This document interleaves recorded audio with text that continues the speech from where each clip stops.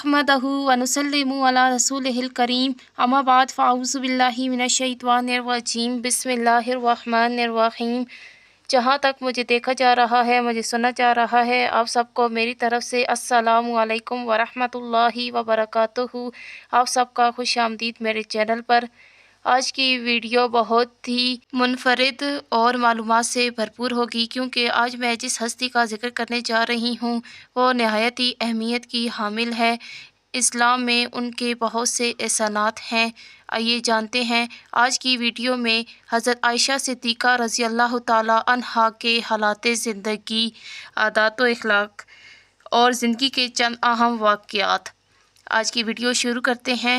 उम्मुल मोमिनीन हज़रत आयशा सिद्दीक़ा रज़ी अल्लाह ताला अन्हा हज़रत मोहम्मद सल्लल्लाहु अलैहि वसल्लम की ज़ौजा मोहतरमा और खलीफ़ा अव्वल हज़रत अबू बकर सिद्दीक़ रज़ी अल्लाह ताला अन्हा की साहबज़ादी थीं। आप रज़ी अल्लाह ताला अन्हा का नाम आयशा, लक़ब हुमैरा और सिद्दीक़ा था। उम्मुल मोमिनीन आपका खिताब था। आपकी कुनियत उम्मे अब्दुल्ला थी।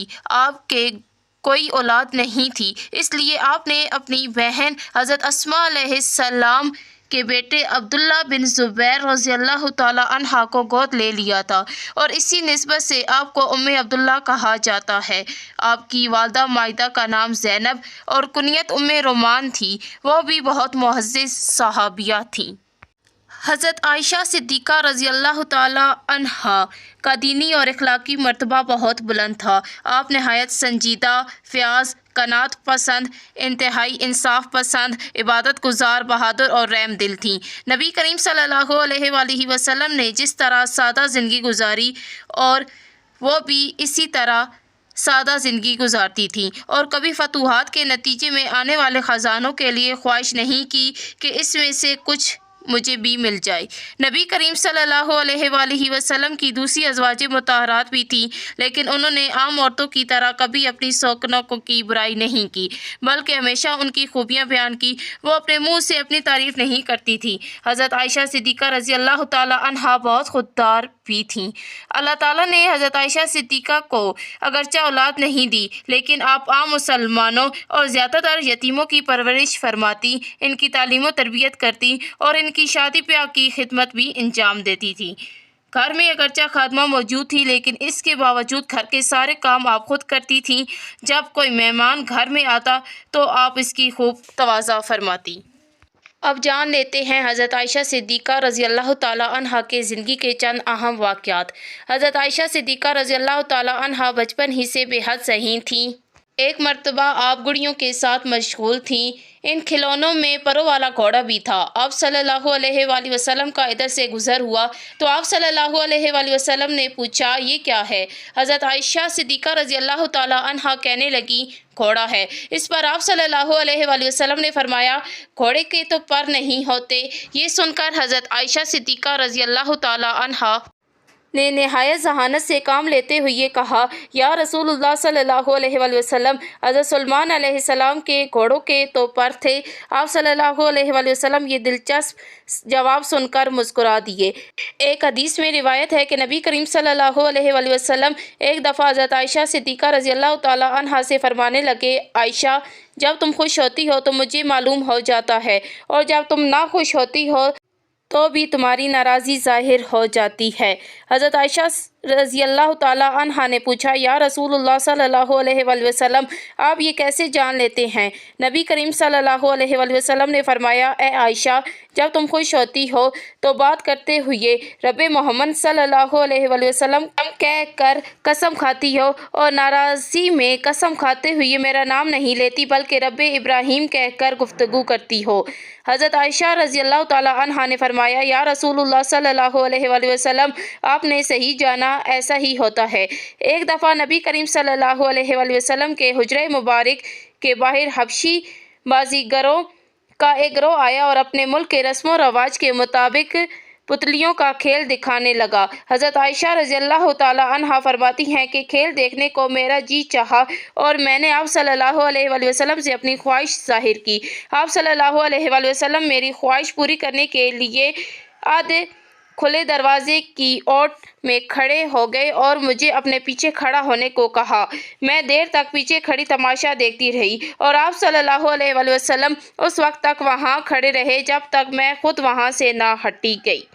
صحیح بخاری باب حسن معاشرت میں اس کا ذکر ہے۔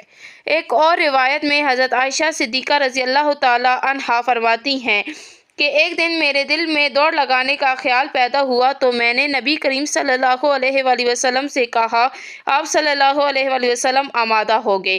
ہم نے دوڑ لگائی جس میں دبلی پتلی ہونے کی وجہ سے میں آگے نکل گئی۔ ایک عرصے بعد ایک دن موقع پا کر میں نے پھر نبی کریم صلی اللہ علیہ وآلہ وسلم سے دوڑ لگانے کے لیے عرض کیا۔ تب تک میرا جسم قدرے فربہ ہو گیا تھا۔ دوڑ لگائی تو نبی کریم صلی اللہ علیہ وآلہ وسلم اس مرتبہ مجھ سے آگے نکل گئے۔ اس پر آپ صلی اللہ علیہ وآلہ وسلم نے فرمایا، عائشہ یہ اس دن کا جواب ہے۔ اب جان لیتے ہیں کہ نبی کریم صلی اللہ علیہ وآلہ وسلم کا نکاح حضرت عائشہ صدیقہ رضی اللہ تعالیٰ عنہا سے کیسے ہوا۔ ام المومنین حضرت خدیجہ رضی اللہ تعالیٰ عنہا کے وصال کے بعد آپ صلی اللہ علیہ وآلہ وسلم کے گھر میں بچیوں کی دیکھ بھال کرنے والا کوئی نہیں تھا۔ ایک دن حضرت خولہ رضی اللہ تعالیٰ عنہا نبی کریم صلی اللہ علیہ وآلہ وسلم کے پاس آئیں اور آپ سے شادی کے بارے میں دریافت کیا۔ پھر آپ صلی اللہ علیہ وآلہ وسلم سے حضرت سودا رضی اللہ تعالیٰ عنہا کا ذکر کیا جو بیوہ تھیں، اور حضرت ابوبکر صدیق رضی اللہ تعالیٰ عنہا کی صاحبزادی حضرت عائشہ صدیقہ رضی اللہ تعالیٰ عنہا سے رشتے کی بات کی۔ نبی کریم صلی اللہ علیہ وآلہ وسلم سے اجازت ملنے کے بعد حضرت خولہ رضی اللہ تعالیٰ عنہا پہلے حضرت ابوبکر صدیق رضی اللہ تعالیٰ عنہا کے گھر گئیں اور ان کی بیوی کو حضرت عائشہ صدیقہ رضی اللہ تعالیٰ عنہا کے لیے آپ صلی اللہ علیہ وآلہ وسلم کے رشتے کا مبارک پیغام پہنچایا۔ رشتے کی بات معلوم ہونے پر حضرت ابوبکر صدیق رضی اللہ تعالیٰ عنہ مطعم بن عدی کے گھر گئے جس کے بیٹے سے حضرت عائشہ صدیقہ رضی اللہ تعالیٰ عنہا کا رشتہ طے پا چکا تھا۔ مطعم بن عدی کے گھر پہنچ کر حضرت ابوبکر صدیق رضی اللہ تعالیٰ عنہ نے حضرت عائشہ رضی اللہ تعالیٰ عنہا کی شادی کی بات چھیڑی۔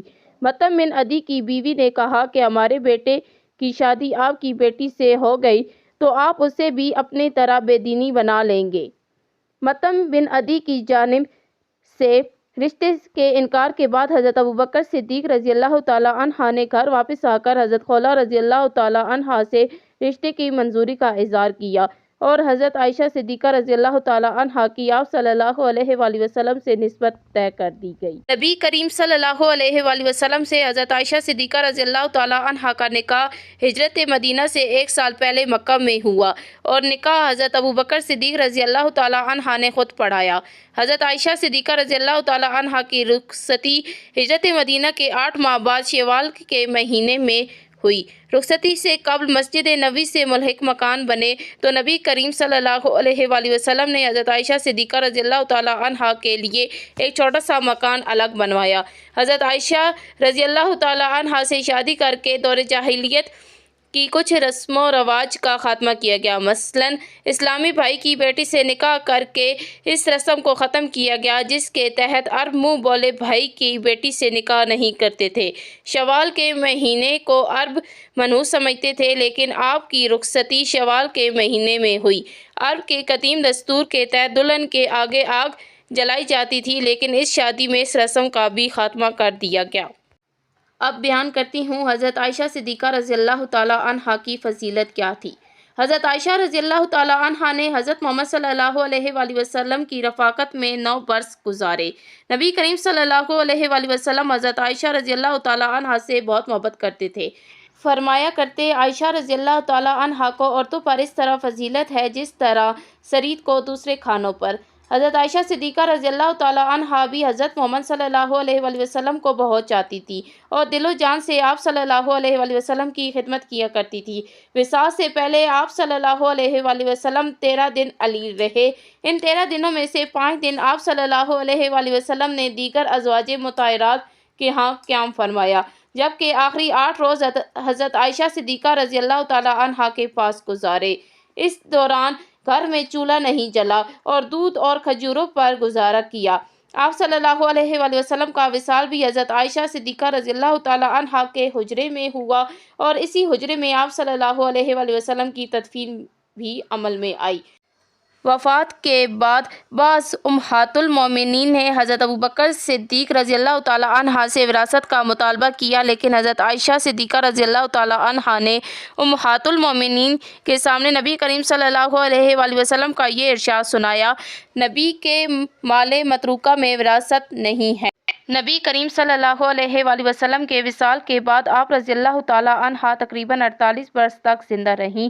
حضرت عائشہ رضی اللہ تعالیٰ عنہ اپنے لیے بہت اعزاز سمجھتی تھیں کہ اللہ تعالیٰ نے ان کی طہارت اور پاکیزگی بیان کرنے کے لیے قرآن مجید میں سورۃ النور میں آیات نازل فرما کر ان کے وقار و اعزاز میں اضافہ فرمایا۔ حضرت عائشہ رضی اللہ تعالیٰ عنہ کو یہ اعزاز بھی حاصل تھا کہ آپ کے حجرے میں کئی مرتبہ نبی کریم صلی اللہ علیہ وآلہ وسلم پر وحی کا نزول ہوا۔ آپ رضی اللہ تعالیٰ عنہ نے جبرائیل امین علیہ السلام کو اپنی آنکھوں سے دیکھا۔ نبی کریم صلی اللہ علیہ وآلہ وسلم نے حضرت عائشہ رضی اللہ تعالیٰ عنہ سے فرمایا: یہ جبرائیل امین علیہ السلام ہیں اور تمہیں سلام کہتے ہیں۔ جواب میں حضرت عائشہ رضی اللہ تعالیٰ عنہ نے فرمایا: ان پر بھی اللہ تعالیٰ کی سلامتی اور رحمت ہو۔ بخاری اور مسلم میں یہ موجود ہے۔ آج کی ویڈیو میں بس اتنا ہی۔ اگلی ویڈیو میں آپ سے حضرت عائشہ صدیقہ رضی اللہ تعالیٰ عنہ کی اور بہت سے واقعات، علمی خدمات اور تعلیم نسواں کے لیے کیا کچھ انہوں نے کیا ہے، وہ سب اگلی ویڈیو میں عرض کروں گی۔ اگر آپ کو آج کی ویڈیو پسند آئی ہے تو میرے چینل کو لائک کریں، شیئر کریں، زیادہ سے زیادہ سبسکرائب کریں۔ میں ملوں گی جلدی آپ سے کسی اور ویڈیو میں، تب تک کے لیے وآخر دعوانا ان الحمدللہ رب العالمین۔